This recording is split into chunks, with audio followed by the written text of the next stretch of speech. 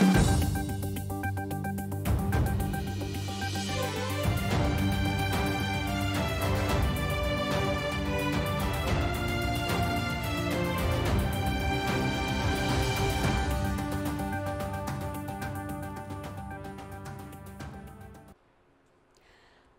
नेपाली क्रिकेटले ऐतिहासिक सफलता पाएको दिन। कान्तिपुर समाचारमा आज प्रधानमन्त्री पुष्पकमल दाहालले सोमबार विश्वासको मत लिने भोलि हुने उपराष्ट्रपति निर्वाचनको सम्पूर्ण तयारी पूरा।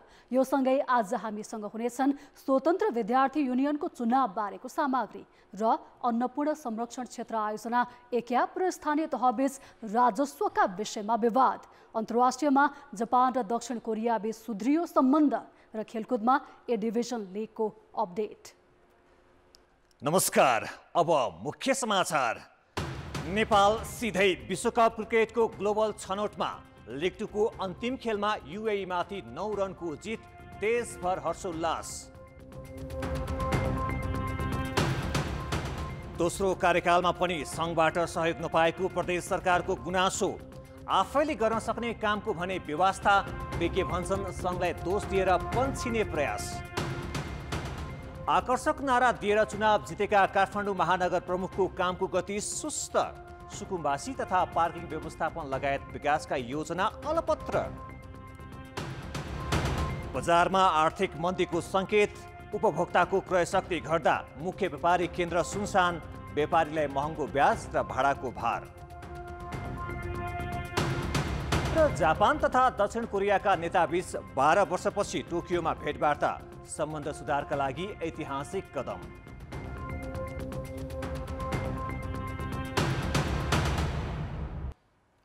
नमस्कार, आज नेपाली क्रिकेटले ऐतिहासिक सफलता हात पारेको दिन।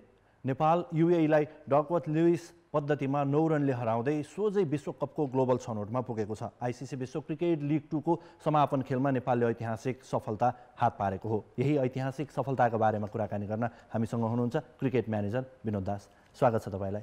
Thank you. यो ऐतिहासिक सफलता, सर्वप्रथम त हामी सबैलाई बधाई छ, नेपालले यो जित हात पार्यो। केही समय अगाडि हामी कल्पनै गरेका थिएनौँ नेपाल यसरी जित्न सफल हुन्छ भनेर। यो जितको श्रेय कसलाई दिनुहुन्छ? अब एकजना कोहीलाई पिन पोइन्ट गर्दाखेरि चाहिँ सायद त्यो जायज नहोला, त्यो न्यायोचित नहोला। थ्रु आउट यो भनौँ न यो वर्ल्ड क्रिकेट लिगको साइकलमा 2020देखि चाहिँ खास गरी जब यो कोभिडको पिरियड स्टार्ट भयो त्यो बेलादेखि नै हामीले धेरै सिरिजहरू चाहिँ ब्याक एन्ड फोर्थ भइरहेको थियो। यो बिचमा जति पनि प्रशिक्षकहरू हुनुहुन्छ, जति पनि कोचेसहरूले काम गर्नुभएको छ, ट्रेनरहरू, फिजियोज, साइड आर्म स्पेसलिस्टदेखि लिएर अब नामै लिनु पर्दाखेरि चाहिँ पुबुदु, पहिला उमेश पटवालदेखि सुरु गर्नुपर्छ, पुबुदु, त्यसपछि मनोज प्रभाकर, त्यसपछि अहिले मोन्टी। सो यी सबैको कुनै न कुनै फेजमा चाहिँ कन्ट्रिब्युसन चाहिँ छ। डुज एन्ड डोन्ट्स बोथमा पनि कतिचोटि के हुन्छ भने हामीले चाहिँ के गर्नुपर्छ भन्ने कुरा सबैलाई थाहा हुन्छ, तर के कुरा गर्नु हुँदैन भन्ने कुरा धेरै थोरैलाई थाहा हुन्छ। सो त्यो सबै कोचेसहरूको कन्ट्रिब्युसन पनि त्यतिकै छ। र अफकोर्स प्लेयरहरूको त हुने भइ नै हाल्यो। प्लेयरहरू यो सबै जति पनि सक्सेस अचिभ गरिएको छ यो बिचमा या योभन्दा पहिले पनि प्लेयर त्यसको एउटा कोर चाहिँ प्लेयर नै हुनुहुन्छ। त्यो सँगसँगै जुन प्रकारको प्लानिङ र जुन प्रकारको हार्डवर्क इभन हाम्रो क्यानको टिमबाट पनि गरिएको छ, त्यो सबैको एउटा मिश्रण मात्रै हो अहिलेको रिजल्ट चाहिँ। यो बिचमा हामीले 5 जना प्रशिक्षकहरू परिवर्तन गऱ्यौँ। नेपाली टोलीको टिमभित्र र बाहिर पनि एकदमै धेरै आलोचना हुने गर्दथ्यो र हामी एक समय ओडिआई स्ट्याटस बचाउन सक्छौँ सक्दैनौँ भन्ने अवस्थामा थियौँ। त्यति बेला धेरै कमजोरीहरू भए। तर जब हामीले नयाँ प्रशिक्षक नियुक्त गऱ्यौँ त्यसपछि भने सिनारियो नै परिवर्तन भयो। के योजना थियो क्यानसँग अथवा यो आफै भएको हो? होइन, हेर्नुहोस्, जहिले पनि प्रशिक्षक लिएर आउने बेलामा चाहिँ चाहे त्यो ड्याब वटमोर हुन्, उनलाई लिएर आउँदाखेरि पनि हामीले क्लियरली 3 वर्षको मिनिमम पनि 3 वर्षको प्लान लिएर आएको थियौँ होइन। त्यसपछि इभन पुबुदो आउँदाखेरि पनि हामी 3 वर्षको प्लान लिएर अगाडि बढिरहेको थियौँ। त्यसपछि इभन मनोज प्रभाकरलाई लिएर आउँदाखेरि पनि प्लान सेम थियो होइन। सो जो पनि प्रशिक्षक आउनुभयो हामीसँग चाहिँ प्लान कन्स्टेन्ट थियो। क्रिकेट एसोसिएसनसँग चाहिँ यो वर्ल्ड क्रिकेट लिगको साइकलभरिको प्लान कन्स्टेन्ट थियो कि हामीले प्रिपेरेसन वाइज चाहिँ हामीले यो वर्ल्ड क्रिकेट लिगलाई कोरमा राखेर अनि बल्ल हामीले जति पनि ओडिआई सिरिजहरू, बाइल्याटरल सिरिजहरू अर्गनाइज गऱ्यौँ या टुरमा कुनै पनि कन्ट्रीमा म्याचेसहरू खेल्न। अब अहिले नै हेर्नुहोस् न, पिएनजी यहाँ खेल्नुभन्दा 2 दिन पहिले आइपुग्यो, युए हामीलाई खेल्नुभन्दा 2 दिन पहिले आइपुग्यो, तर हामी जहाँ वर्ल्ड क्रिकेट लिग खेल्न गइरहेको थियौँ हामी हप्ता दिन 10 दिन अगाडि पुगिरहेको थियौँ। So it didn't came just like that के। हामीले त्यसको लागि तयारी गर्दा कहिलेकाहीँ चाहिँ कस्तो हुन्छ भने काम गर्दाखेरि तयारी गर्दाखेरि कहिले चाहिँ त्यो तयारीको फल तुरुन्तै पाउँछ, कहिलेकाहीँ चाहिँ त्यो तयारीको फल केही समयपछि गएर पाउँछ।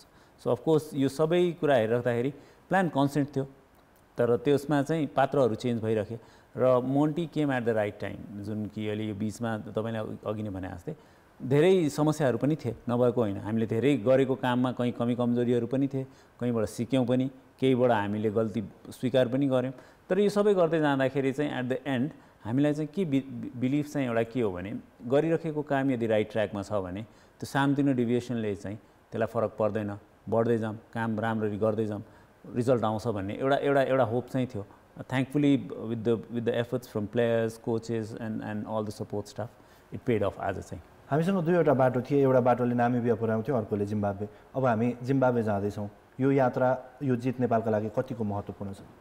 अब हामी आजको बिहानको कुरा गर्दाखेरि चाहिँ हामी धेरै कन्फिडेन्ट थियौँ, तर फर्स्ट इनिङ्स सकेपछि कतिजनाको कन्फिडेन्स त्यसमा डगमगियो होला।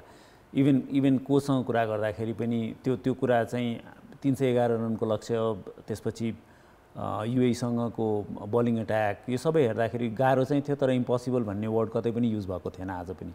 सो इट्स सोज कि kind of form that you're in, तपाईँको टिम जुन प्रकारको फर्ममा थियो र तपाईँको प्लेयरहरूको कन्फिडेन्स लेभल जुन लेभलमा थियो, सबैजनामा बिलिफ यही थियो कि हामी यो सक्छौँ भनेर। एन्ड त्यसैको रिजल्ट पनि हो। तपाईँले भने जस्तै एउटा बाटोले नामिबिया त लिएर जान्थ्यो, तर त्यो बाटोमा हिँड्ने इच्छा चाहिँ हामी कसैको पनि थिएन। जुन हामीले आँट गरेका थियौँ, जुन इच्छा गरेका थियौँ, जसको लागि प्रार्थना गरेका थियौँ, त्यही बाटो चुज गर्न पाइयो। र त्यसको लागि बारम्बार त्यही प्लेयरहरूलाई, यस क्रिकेटसँग सम्बन्धित फ्यानहरूलाई एउटा ठुलो पार्ट चाहिँ क्रिकेटको आज जुन हजारौँको सङ्ख्यामा कीर्तिपुरमा देखेका फ्यानहरू छन्, ती फ्यानहरू पनि हुन् र यो सबैलाई त्यसको श्रेय बराबर जान्छ। फ्यानहरूकै कुरा गर्दा अब आइसिसीले हामीलाई हेर्ने नजर कस्तो रहन्छ यो प्रतियोगितापछि र आजको समर्थकहरूको उपस्थितिलाई लिएर? आइसिसीले हामीलाई सधैँभरि माया गर्नुको एउटा ठुलो कारण फ्यानहरू पनि हुन्, किनभने क्रिकेट हरेक देशमा क्रिकेटमा यति धेरै क्रेज देखिँदैन, खास गरेर एसोसिएट क्रिकेटमा। चाहे त्यो स्कटल्यान्ड, नामिबिया यस्तो देशहरूमा गयो भने 100को सङ्ख्यामा पनि फ्यानहरू आउँदैनन्, यहाँ हजारौँको सङ्ख्यामा छन्। सो त्यो एउटा सफ्ट कर्नर जहिले पनि फ्यानले गर्दाखेरि चाहिँ क्रिएट हुन्छ। तर त्यो हुँदाहुँदै यदि अबको टाइममा पनि अब सबैले भन्छन् क्यानले स्टेडियम बनाएन या क्रिकेट सनले ग्राउन्ड बनाएन भने, तर प्रायः तपाईँले इभन जहाँ पनि वर्ल्ड वाइड हेर्नुभयो भने क्रिकेट स्टेडियम्स इन्फ्रास्ट्रक्चर बनाउने काम चाहिँ सरकारको हो, गभर्मेन्टको हो, चाहे स्टेट गभर्मेन्ट होस्, चाहे सेन्ट्रल गभर्मेन्ट होस्, गभर्मेन्टको हो। Even BCCI world's richest body होला क्रिकेटमा, but even they do not own a stadium. उनीहरू पनि स्टेटको स्टेडियमहरूलाई चाहिँ उनीहरूले फन्डिङ गर्छ सर्टेन रखरखावको लागि। सो जबसम्म अब चाहिँ दिस इज प्रोबब्ली म राइट टाइम पनि भन्दिनँ, इट्स अगेन टु लेट, तर जबसम्म हामीसँग इन्फ्रास्ट्रक्चर हुँदैन नि, यो आज पनि हामी सबैले देख्यौँ होला 30,000 मान्छे ग्राउन्डमा थिए, तर 10,000लाई मात्रै इन्ट्री गराउन सकिने अवस्था थियो, 20,000 बाहिरबाट हेर्ने अवस्था थियो। सो यो सबको लागि चाहिँ अगेन एकचोटि फेरि हात जोडिएर सरकारसँगै गुहार लाउनुपर्ने हुन्छ कि अब इन्फ्रास्ट्रक्चरमा पनि केही लगानी गर्ने कि भनेर। यो भनिरहँदा जस्तो स्टेडियमहरू भएन, भौतिक पूर्वाधार भएन भने सरकारलाई गाली गर्ने, नतिजा आएन भने प्लेयरलाई गाली गर्ने, क्यानको जिम्मेवारी चाहिँ के रहन्छ? अब यस पछाडि अब के रहन्छ? उल्टो जिम्मेवारी के रहन्छ? स्टेडियम बनेन भने पनि क्यानलाई गाली गर्ने, हार्यो भने पनि क्यानलाई गाली गर्ने, जित्यो भने त प्लेयरले, हामी अहिले पनि त प्लेयरकै कुरा गरिरहेको थियौँ नि त, प्लेयरले राम्रो गर्नुभयो भनेर। अफकोर्स प्लेयरलाई ब्लेम गर्ने ठाउँ हुँदैन, किनभने दे गिभ देयर अल, होइन? त्यसै गरी हामीले यो पनि हेर्नुपर्छ कि एभाइलेबल रिसोर्सेसमा तपाईँले कतिको कन्ट्रिब्युट गर्न सक्नुहुन्छ भनेर। तपाईँले ठ्याक्क उल्टो भन्नुभयो, यहाँ त स्टेडियम नबने नि क्यानले गाली खानुपर्ने छ, प्लेयरले नखेले पनि क्यानले गाली खानुपर्छ। But again that's what you get as an administrator. तपाईँले राम्रो काम गर्नु भने ताली तपाईँले पाउनुहुन्छ, तर तपाईँले केही गलत गर्नु भने गाली चाहिँ कान्तिपुरले खान्छ। So being Kantipur, being CAN, हामी त्यसको लागि रेडी छौँ। It's not a big deal. हामी अब जिम्बाब्वे जाने तयारी गरिरहँदा योभन्दा अगाडि जति पनि आलोचनाहरू थिए, यी पछिल्ला 3वटा सिरिजहरूले बिर्साएको छ। 2वटा सिरिज हामीले क्लिन स्वेप गऱ्यौँ र एउटा सिरिजमा हामीले 3वटा जित हात पार्यौँ। अब जिम्बाब्वेका लागि हाम्रो के तयारी रहनुपर्छ? पहिले त तपाईँले यो हामी त्यो सबै जति पनि कमी कमजोरी छन् त्यसलाई हामी बिर्सेको छैनौँ, पन्छाएको छैनौँ। हामीलाई थाहा छ हामी कमजोरी गरेका छौँ, हामी चुकेका छौँ, त्यसबाट सिकेका पनि छौँ र आउँदो दिनमा त्यसलाई सुधार्दै लैजाने एउटा प्रण पनि सङ्कल्प पनि गरेका छौँ। अहिले कोचकै नियुक्तिमा तपाईँले हेर्न सक्नुहुन्छ, त्यो हामीले गल्ती गरेर स्वीकार गरिसकेपछि त्यसमा चेन्ज पनि गरेका छौँ र जो व्यक्तिमाथि हामीलाई बढी आशा थियो उहाँहरूलाई लिएर पनि आएका छौँ। सो गल्तीलाई हामीले त्यो भनौँ न कार्पेट मुनि स्विप इन गर्ने चाहिँ कुनै लक्ष्य होइन, गल्तीबाट पाठ सिक्दै अगाडि बढ्ने लक्ष्य हो। अगेन यसको प्रिपेरेसनको लागि हामीसँग अझै 2-2.5 महिना बाँकी हुन्छ। कोचसँग बसेर प्लानिङ गरिसकेको छ। कतिचोटि के हुन्छ भने हरेक कुरा जे हाम्रो कागजमा हुन्छ त्यो तपाईँको कागजमा आइपुग्दैन, जुन क्यानको आफ्नो प्लान हुन्छ त्यो छापाखानामा आइपुग्दैन, त्यसले गर्दा क्रिटिसिजम हुन्छ। कतिचोटि ती कामहरू चाहिँ रिसोर्सेसको कमीले गर्दाखेरि एक्जिक्युट हुन पाउँदैन, कतिचोटि टाइम कन्स्ट्रेन्टले हुन पाउँदैन, कतिचोटि नीति नियमले दिँदैन। सो यो तीनटै च्यालेन्जेसका बावजुद हामी हाम्रो प्लान लिएर रेडी छौँ। होपफुली यो कमी कमजोरीको फेरि बहाना बनाउँदैनौँ हामी।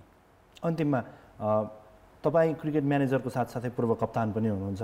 हामीले योभन्दा अगाडि छोटो फर्मेटको विश्वकप पनि खेलिसकेका छौँ। अब हामी कति जिम्मेवार भएर अगाडि बढ्नुपर्छ? खेलाडी, प्रशिक्षक, सम्बन्धित सम्पूर्ण निकायहरूको अबको भूमिका के रहन्छ? हेर्नुहोस्, कुनै पनि कन्ट्रीले वर्ल्ड कप खेल्नु भनेको, खास गरेर हाम्रो जस्तो कन्ट्री जहाँ कि रिसोर्सेसको स्कासिटी छ, जहाँ कि नम्बर बाहेक अरू हामीसँग केही पनि छैन।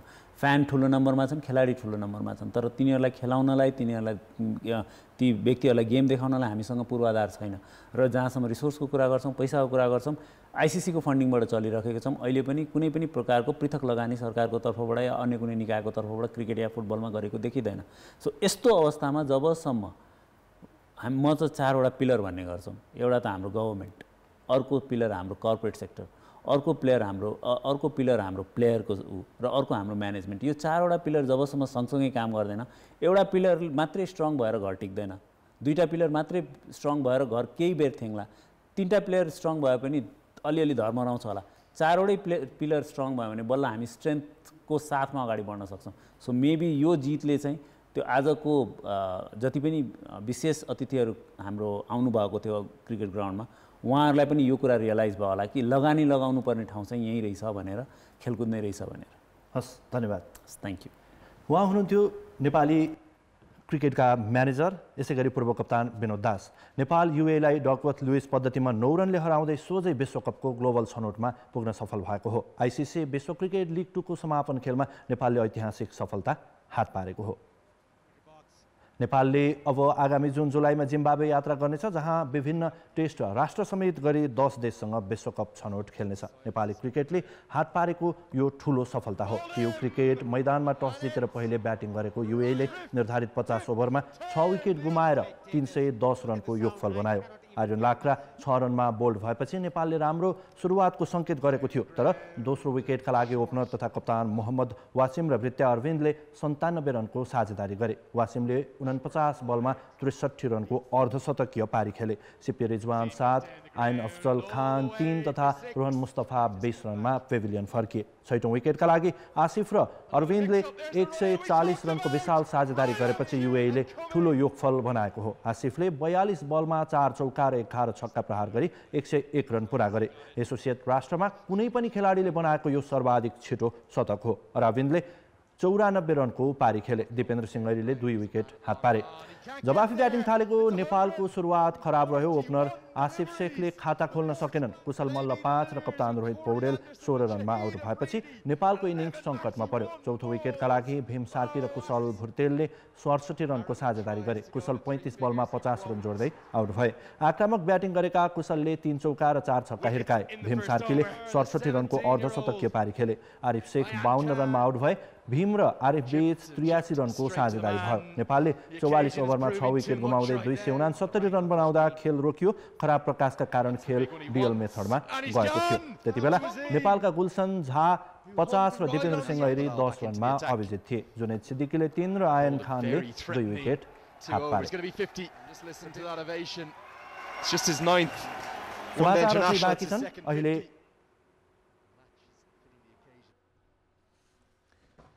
देशको तेस्रो उपराष्ट्रपति चयनको लागि भोलि हुने निर्वाचनको लागि सम्पूर्ण तयारी पूरा भएको निर्वाचन आयोगले जनाएको छ।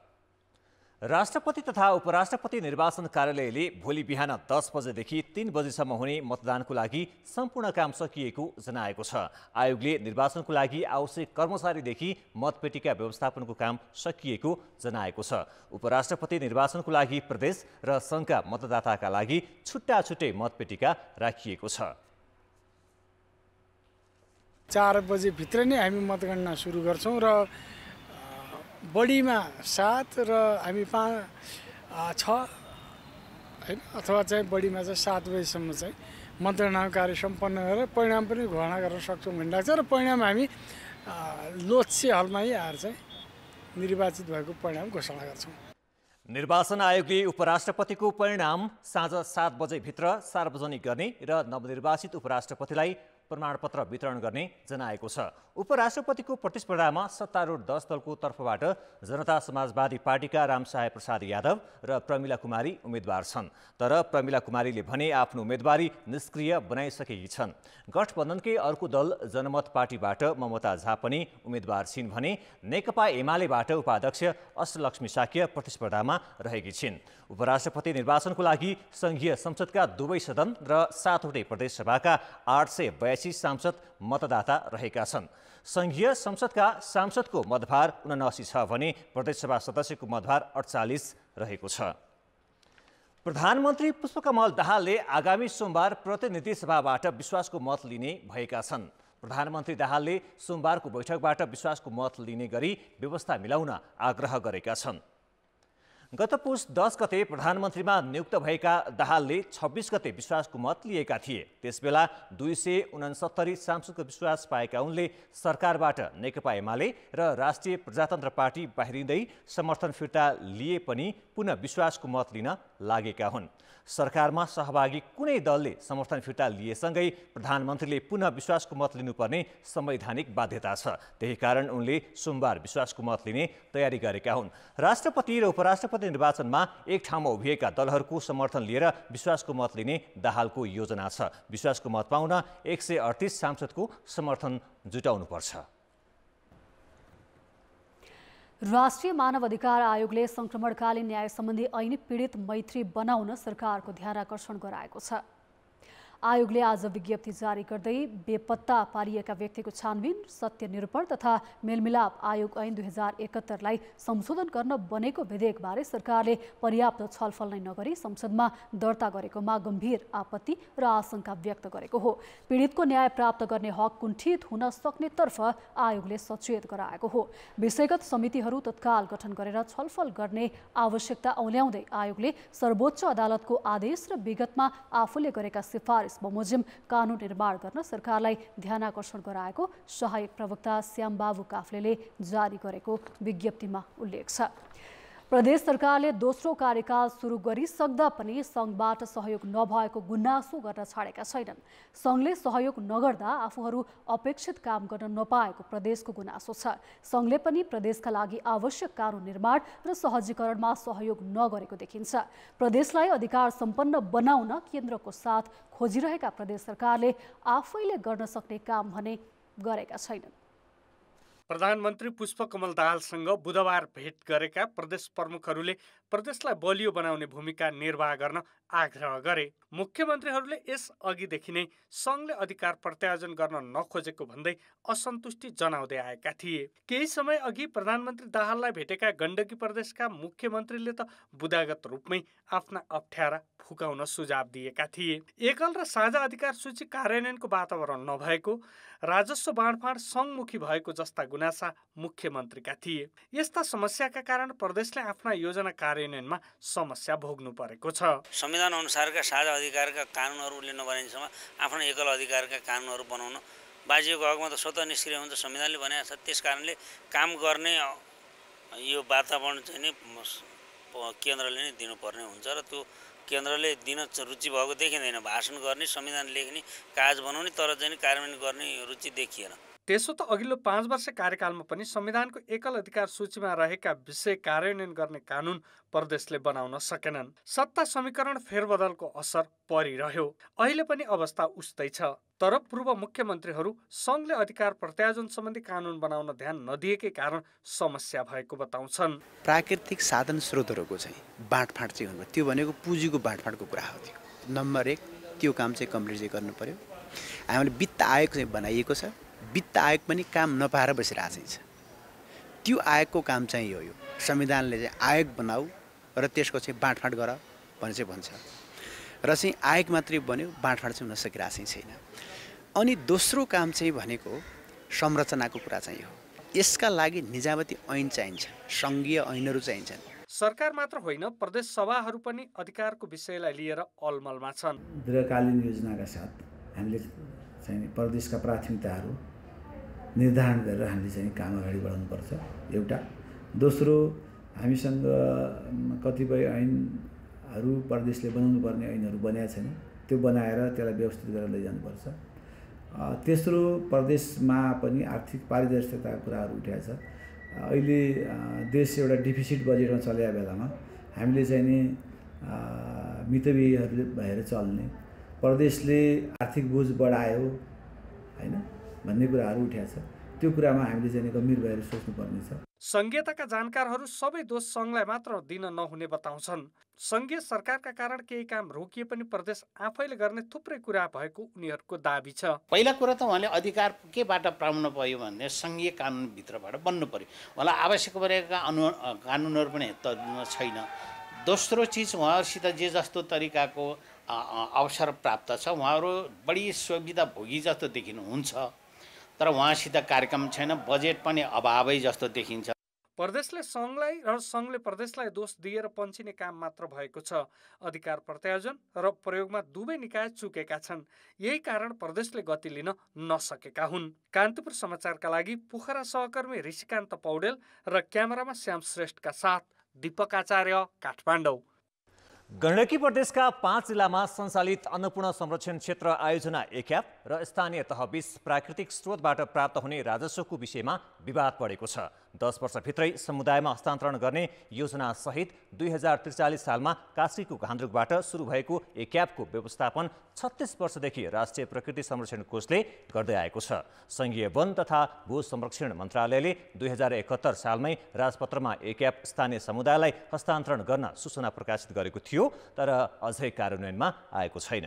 कास्कीको लाहाचोकमा यसै साता गण्डकी प्रदेशका 15वटा गाउँपालिकाका जनप्रतिनिधिहरूको भेला भयो। भेलाले अन्नपूर्ण संरक्षण क्षेत्रको प्राकृतिक स्रोत साधनको उपयोग गर्न पाउनुपर्ने मागसहित 6 बुँदे निष्कर्ष निकाल्यो। भेलाले संरक्षण क्षेत्रभित्रका स्रोत साधनको उपयोग गर्न स्थानीय सरकारलाई रोक लगाउने राष्ट्रिय निकुञ्ज तथा वन्यजन्तु संरक्षण ऐन 2029, नियमावली 2030, संरक्षण क्षेत्र व्यवस्थापन नियमावली 2073, संरक्षण क्षेत्र व्यवस्थापन निर्देशिका 2056, वातावरण संरक्षण ऐन 2076 र नियमावली 2077 संशोधन गर्नुपर्ने माग राख्यो।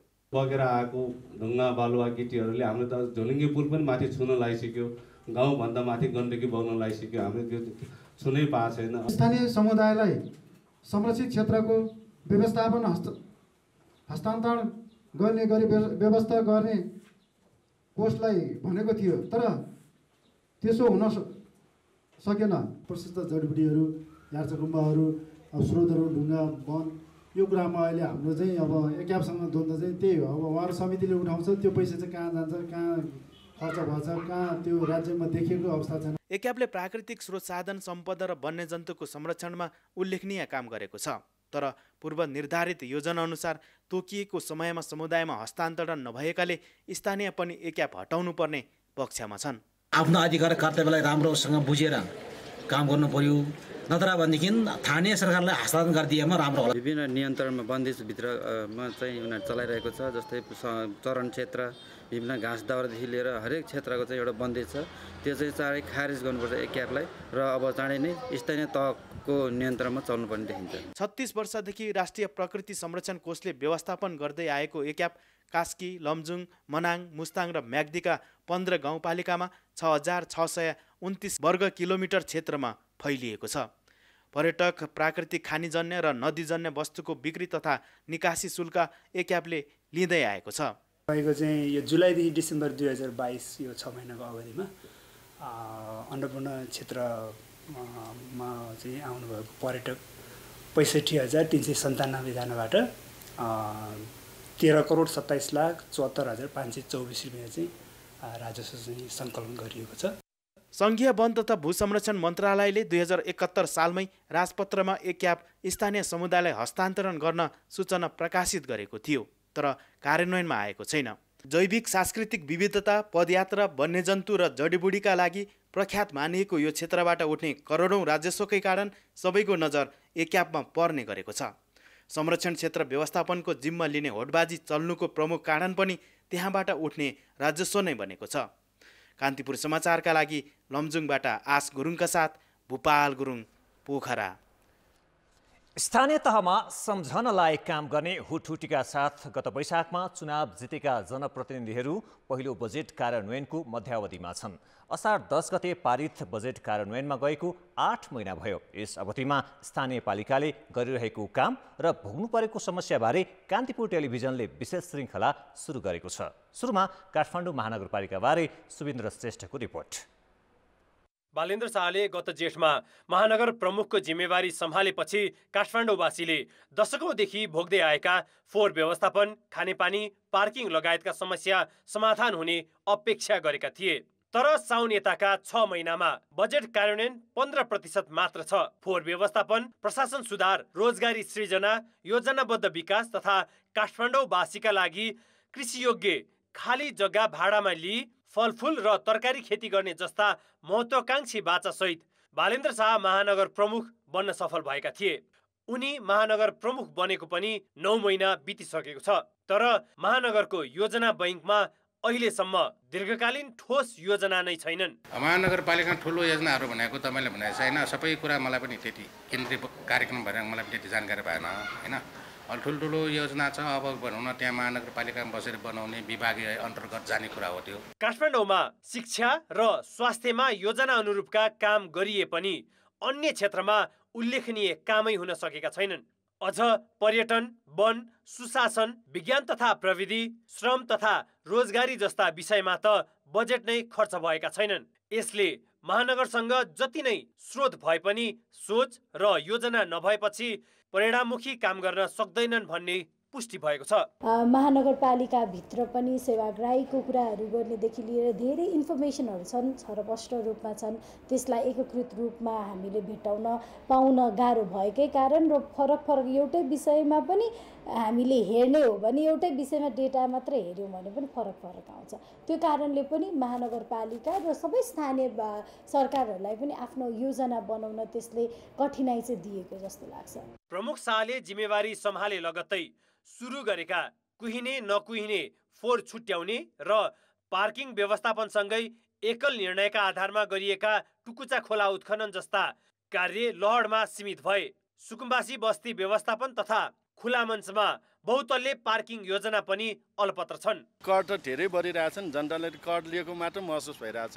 महानगरबाट आउने सुविधाहरू त पाएको अवस्था देखिरहेको छैन। त्यो सुविधा खोइ भनेर अब जनताले खोज्न जाने पनि अवस्था भइसकेको छ। हेर्नुहोस् होइन, अब 25 अर्ब छ, त्यसलाई अब कसरी कहाँ कुन ठाउँमा लगानी गर्ने भन्ने कुरामा बजेट राख्ने भन्ने कुरामा त पहिल्यै क्लियर छ। स्वास्थ्यमा कति हाल्ने, शिक्षामा कति हाल्ने, तर त्यो बजेट अनुसारको काम चाहिँ गरिरहेको अवस्था देखिरहेको छैन होइन। बहुजाति र समुदाय मिलेर बसेको सांस्कृतिक सहर काठमाडौँमा 77 वटै जिल्लाका मानिस बस्छन्। सहरलाई बस्न योग्य बनाइराख्नु अहिलेको चुनौती हो। त्यसैले दिगो विकासको दृष्टिले योजनाबद्ध विकास गर्न ढिलो भइसकेको विज्ञको भनाइ छ। प्रधानमन्त्रीको पनि इनिसिएसन हुनुपर्छ, प्रधानमन्त्रीको पनि ध्यान हुनुपर्छ, स्थानीय निकायको पनि यसमा सहकार्य हुनुपर्छ र सहजीकरण गरिदिनुपर्छ र राष्ट्रको सहरी विकास र लगायत यी लाइन एजेन्सीहरू, सहर बनाउने लाइन एजेन्सीहरू सबैले बसेर एउटा मास्टर प्लान बनाएर 5 सालको 7 सालको मास्टर प्लान बनाएर सबैजना लाग्यो भने धनराशि छुट्यायो भने नहुन सक्ने केही पनि छैन।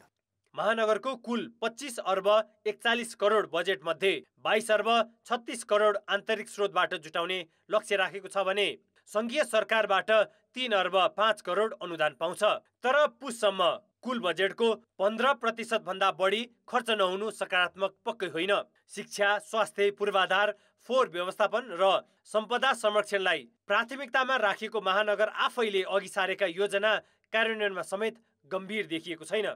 केही उल्लेखनीय काम गर्ने हुटहुटी र अठोटका साथ स्थानीय निर्वाचन जितेका महानगरका जनप्रतिनिधिसँग अझै काम गर्ने 4 वर्षको समय बाँकी नै छ। अहिलेसम्मको अनुभवबाट सिकेर कमजोरी सच्याउँदै पारदर्शी र योजनाबद्ध ढङ्गले सबैलाई विश्वासमा लिएर अघि बढ्नुपर्ने आवश्यकता देखिन्छ।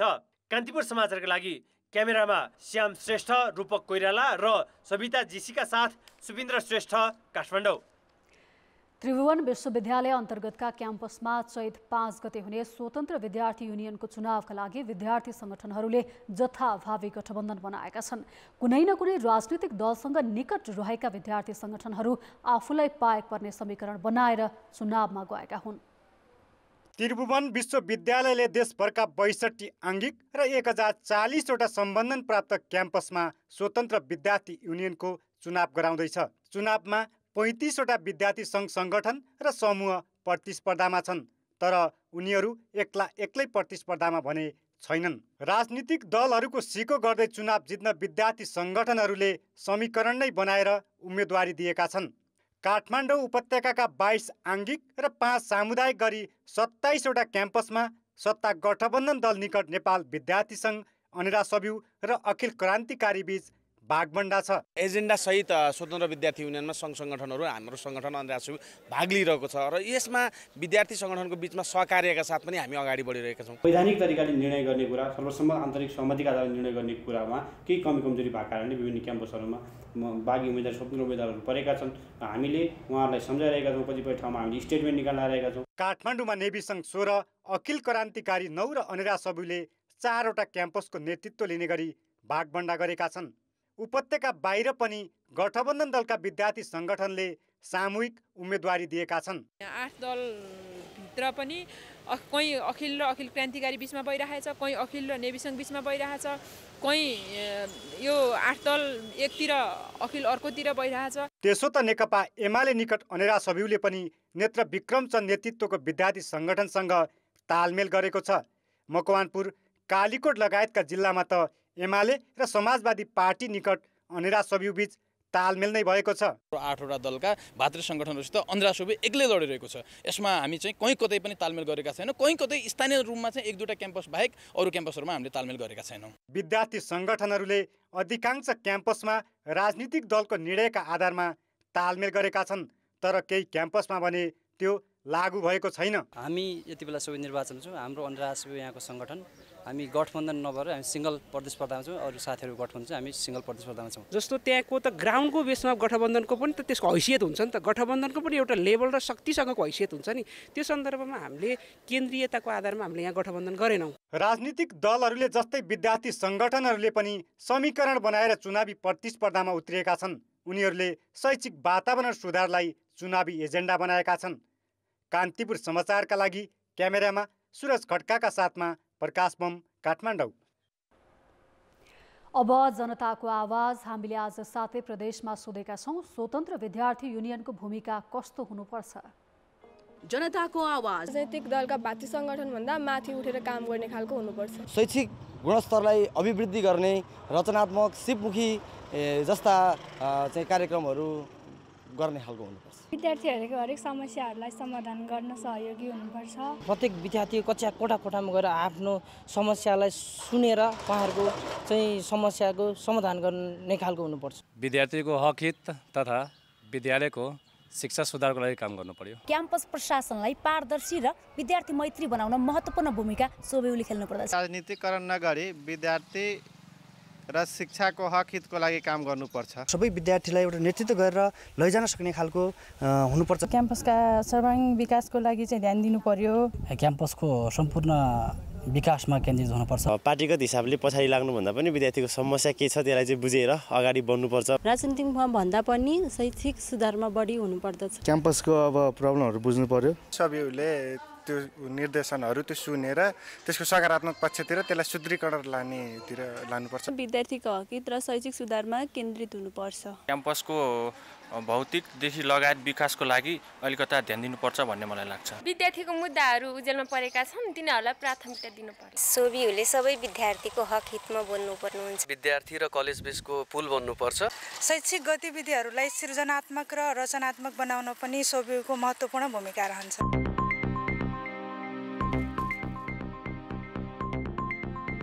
अर्थ र विकास। पछिल्लो समय बजारमा चहल पहल घटेको छ। काठमाडौँ उपत्यकाका व्यापारिक मल तथा सपिङ कम्प्लेक्स सुनसान देखिन थालेका छन्। कतिपय सटरमा ताला झुन्ड्याइएका छन्। सटर भाडामा जाने आसमा रहेका सञ्चालकहरू खाली भएका सटरमा रङ रोगनको काम गरिरहेका छन्। महँगो भाडा तिर्नुपर्ने भएपछि व्यापार शून्य प्राय रहेको व्यापारीको गुनासो छ। सधैँ व्यस्त रहने काठमाडौँ उपत्यकाका अधिकांश व्यापारिक मल हिजो आज सुनसान छन्। व्यापार 50%मा सीमित छ। बैंकको ब्याज दर बढेर दोब्बर भएको छ। मलको महँगो भाडा तिर्न नसकेपछि कतिपयले पसल नै खाली गरेका छन्।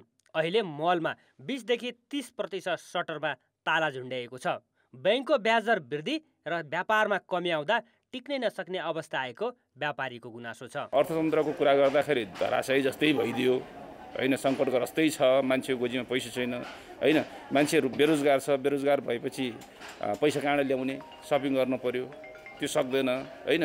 व्यापार व्यवसाय अरू क्षेत्र मेरो पसलमा आएर किन्नको लागि दोस्रो व्यापारीसँग व्यापार भइदियो, उसले आएर किन्ने हो, म अन्त गएर किन्ने हो, त्यो अवस्था छैन हैन। चारैतिरबाट चाहिँ यो आर्थिक मन्दीको प्रभाव भन्नुपर्छ अहिले व्यापारमा त टोटल्ली। पहिला जसरी डिस्ट्रिब्युटरहरू आउनुहुन्थ्यो या जसरी हाम्रो चाहिँ क्लाइन्टहरूले भिजिट गर्नुहुन्थ्यो, तुलनात्मक रूपमा भिजिट पनि अलिकति कम भएकै हो, घटिरहेकै छ भिजिटहरू पनि। प्रतिशतमा भन्दाखेरि चाहिँ लगभग 40% जति व्यवसाय चाहिँ कम भएकै हो अहिले। नेपाल राष्ट्र बैंकले गरेको कडाइका कारण घर जग्गा व्यवसाय लगभग ठप्प छ। सरकारले पुँजीगत खर्च गर्न नसकेपछि विकास निर्माणको कामले पनि गति लिन सकेको छैन, जसले अर्थतन्त्रको गति नै बिथोलेको छ। यसको असर सानादेखि ठुला व्यवसायमा परेको छ। हुन त व्यापारीलाई जहिले पनि गाह्रो त गाह्रो नै हो हैन। अब एउटा मान्छेको थेगो जस्तो नै रह्यो, तर साँच्चै नै गाह्रो नै छ। प्रतिशतको हिसाबले भन्दा नि यो त धेरै नै सोचे भन्दा धेरै कम छ। अब पहिले हामीले चाहिँ अब सहज थियो सबै कुराहरू, लोनको हिसाबले गर्दाखेरि नि हैन। अहिले मार्केटहरू सबै डाउन भएर अब हामीलाई न फाइनेन्सियली पनि हेल्प भएको छैन, न फाइनेन्सबाट न ब्याङ्कबाट हैन। अब यस्तै गरेर चलिरहेको छ यो। 40-50% चाहिँ कमै भएको पहिलाको हेरी चाहिँ। अब कस्टमरहरूसँग त्यति पैसा नभएर हो कि अब आर्थिक अभाव भएर हो, अलिकति चाहिँ कस्टमरसँग पैसा नभएर चाहिँ कस्टमर त्यति फुटफलहरू छैन। अर्थतन्त्र चलायमान नहुँदा र आम्दानी नबढ्दा उपभोक्ताको क्रय शक्ति घटेको छ। महँगोमा कर्जा लिएर ल्याएको सामान पनि गोदाममै थन्किएको छ। डलरको मूल्य बढेपछि आयातित वस्तुको मूल्य समेत बढेको छ। स्वाभाविक ढङ्गले अहिले चाहिँ मान्छेको पर्चेजिङ पावर, क्रय शक्ति चाहिँ साबिकको भन्दा कम्तीमा गए पनि 15%ले घटेको छ। जस्तो लुगा त लाउनै पर्यो, नुन त खानै पर्यो, औषधि त किन्नै पर्यो, जुत्ता त 1 त लाउनै पर्यो। ती कुराहरूको बिक्री चाहिँ नि हिजोको भन्दा मात्रामा, गुणस्तरमा, पुष्पमा भइ नै राखेको छ। तर कतिपय वस्तु चाहिँ नभए पनि काम चल्ने वस्तुहरू चाहिँ मान्छेले किन्नै छोड्न थालिसक्यो। उपभोक्ताको क्रय शक्तिमा गिरावट आएपछि चालु आर्थिक वर्षको 7 महिनासम्म आयात 20%ले घटेको छ। आयातित अर्थतन्त्र भएका कारण आयातको आँकडालाई समेत क्रय शक्तिको रूपमा लिने गरिन्छ। कान्तिपुर समाचारका लागि क्यामेरामा पशुपति बुढाथोकीका साथ भरत रावल, काठमाडौँ।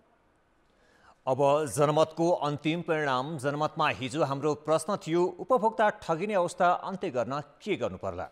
ए उपभोक्ता स्वयं सचेत, बी प्रभावकारी अनुगमन र सी कानुनमा कडाई। जनमतको अन्तिम परिणाम यस्तो छ। ए उपभोक्ता स्वयं सचेतमा 46%, बी प्रभावकारी अनुगमनमा 31% र सी कानुनमा कडाईमा 23% मत प्राप्त भएको छ। अब जनमतमा आजको प्रश्न। जनमत आज हाम्रो प्रश्न छ, आर्थिक मन्दीको मारमा परेका व्यवसायीलाई उकास्न के गर्नु पर्ला? ए राजस्वमा छुट, बी ब्याजमा सहुलियत र सी घर भाडा नियमन।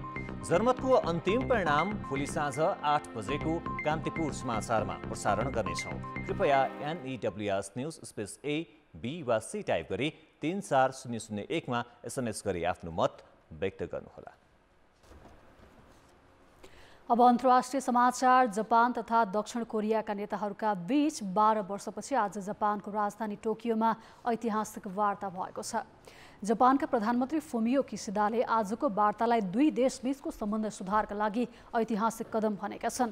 टोकियो सम्मेलनका लागि दक्षिण कोरियाका राष्ट्रपति युन सोकी आज बिहान जापान पुगेका हुन्।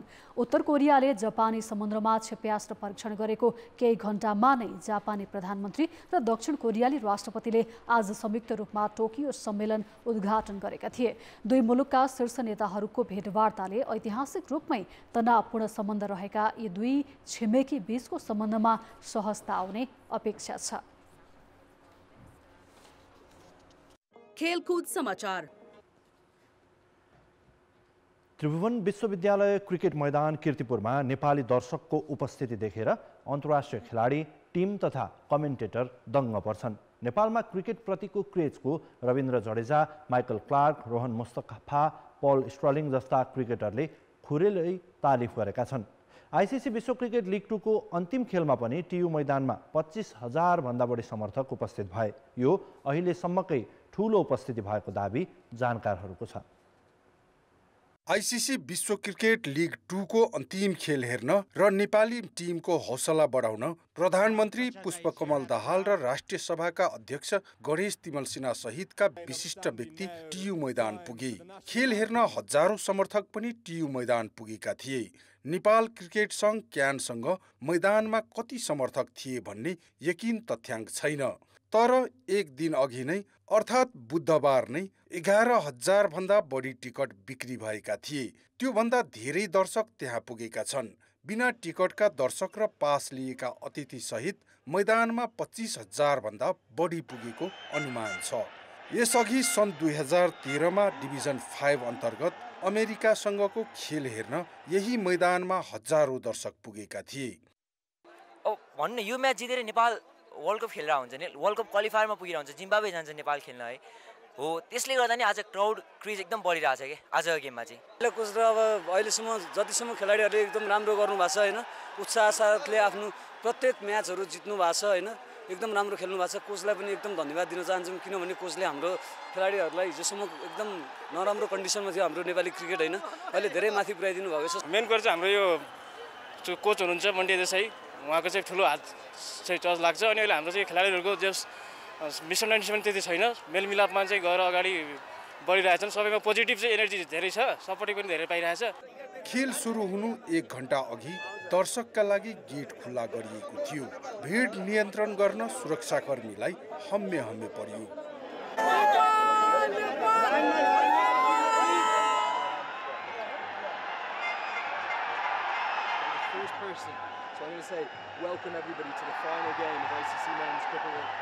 सब फ्यान हामी सबजना नेपालीवासी सपोर्ट गर्न यति बेला चाहिने रहेछ भनेर हामी आएको छौँ। हामीलाई वर्ल्ड कपमा हेर्नु छ भनेर त्यो अनुसार हामी एकदम राम्रो गर्दैछौँ। त्यतिको जानकार त छैन नि, भर्खरी हो मैले क्रिकेटहरूमा त्यो गर्न लागेको, रुचि गर्न लागेको अनि, तर जित्यो भने राम्रो, आफ्नो देशले जितेको राम्रो हुन्छ अगाडि बढेको। यस्तो खेलप्रति धेरैको क्रेज पनि हो अनि गेम राम्रो खेलिरहेछ नि त नेपालले, त्यही भएर पनि होला।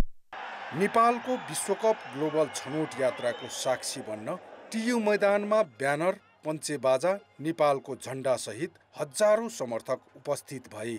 नेपालले जिते सिधै जिम्बाब्वेमा हुने विश्वकपका लागि ग्लोबल छनौट खेल्ने भएका कारण पनि दर्शक ओरिएका हुन्। तर क्यानले राष्ट्रिय टोलीको प्रतियोगिता बाहेक दर्शकलाई घरेलु प्रतियोगितामा आकर्षित गर्ने कुनै योजना ल्याउन सकेको छैन। कान्तिपुर समाचारका लागि क्यामेरामा मुरारी घिमिरे र राजेन्द्र महर्जनका साथ खेलकुद ब्युरोको रिपोर्ट। आइसिसी विश्व क्रिकेट लिग 2 को अन्तिम खेलमा युएई विरुद्ध डुएल मेथडमा 9 रनको नाटकीय जित हात पारेसँगै नेपालले जिम्बाब्वेमा हुने विश्वकप छनौटमा सोझै स्थान बनाउन सफल भयो। नेपालका लागि अन्तिम खेल जति नाटकीय थियो, लिग 2 का सबै 9 सिरिज नै त्यत्तिकै रोचक थिए। नेपालले लिग 2 का पछिल्ला 3 सिरिजमा 11 जित निकाल्दै ऐतिहासिक सफलता हात पारेको हो। नेपालले विश्वकप छनौटको मुख्य ढोका मानिएको क्रिकेट लिग 2 को यात्रा सन् 2020 फेब्रुअरीमा टियु मैदानबाटै सुरु गरेको थियो। नेपाल, ओमान र अमेरिका सम्मिलित खेलमा नेपालले 2 जित र 2 हारको सामना गर्यो। त्यसपछिका 2 सिरिजमा समान 2 जित र 2 हारको नतिजा निकालेको नेपालले चौथो सिरिजबाट भने लय गुमायो। अमेरिका र ओमान विरुद्ध नेपाल 1 जितमा मात्र चित्त बुझाउन बाध्य भयो। स्कटल्यान्ड भ्रमणमा मात्र 1 जित हात पारेको नेपालले 6औं सिरिज नामिबियाको विन्डहोकमा खेलेको थियो, त्यसमा जित निकाल्नै सकेन। अन्तिम सिरिज घरेलु मैदानमा युएई र पीएनजी विरुद्ध क्लिन स्विप गर्दै लिग 2 को शीर्ष 3 मा आफूलाई राख्न सफल भयो। यो बीचमा नेपालका लागि 4 कप्तान र 5 प्रशिक्षक परिवर्तन भए। पछिल्ला खेलमा नेपालका आशिफ शेखले 418 रन बनाएका छन् भने कप्तान रोहित पौडेलले 285 रन बनाए। क्रेडिट म चाहिँ मेनली चाहिँ प्लेयर्सहरूलाई दिन्छु हैन, सबै जुन हिसाबले सबैले कन्ट्रिब्युट गरेछ हैन, यो 12 गेममा सबैले डिफ्रेन्टली इन्डिभिजुअली कन्ट्रिब्युट गरेछन्। सो आई थिंक यो मेन क्रेडिट प्लेयर्सहरूलाई जान्छ र प्लस मेन इम्पोर्टेन्टली सर आएदेखि नै त्यो मोमेन्टम हामीतिर आयो र प्लस जुन काम ड्रेसिङ रुम छ अहिले चाहिँ आई थिंक बिगेस्ट क्रेडिट चाहिँ सरलाई जान्छ। त्यो अब नेपालले विश्वकप छनौटमा जिम्बाब्वे, नेदरल्यान्ड्स, ओमान, स्कटल्यान्ड र सुपर लिगबाट आएका श्रीलङ्का, दक्षिण अफ्रिका, वेस्ट इन्डिज र आयरल्यान्ड मध्ये 3 टिमसँग खेल्नेछ। नामिबियामा हुने प्लेअफबाट छनौट हुने 2 टिम पनि आउनेछन्। यदि ग्लोबल छनौटको शीर्ष 2 मा रहन सके नेपालले पहिलो पटक 1 दिवसीय विश्वकप खेल्नेछ। नेपालले लिग 2 का 36 खेलमा 40 अङ्क जोड्यो। 50 अङ्क बनाएको स्कटल्यान्ड पहिलो, 44 अङ्क सहित ओमान दोस्रो भयो। नेपाल तेस्रो हुँदा चौथो स्थानमा रहेको नामिबियाले 39 अङ्क बनायो। 35 अङ्क बनाएको अमेरिका 5औं स्थानमा रहँदै ओडिआई मान्यतालाई निरन्तरता दिन सफल भयो। युएई र पपुवा न्युगिनीको ओडिआई मान्यता जोगाउने बाटो घुमाउरो बन्यो। नामिबियामा हुने प्लेअफको शीर्ष 2 मा नहटाए युएई र पिएनजीको ओडिआई पूर्ण रूपमा खोसिनेछ। खेलकुद समाचार अहिलेलाई यति नै। कान्तिपुर समाचार अहिलेलाई सकियो। कान्तिपुर टेलिभिजन हेर्दै गर्नुहोला। नमस्ते।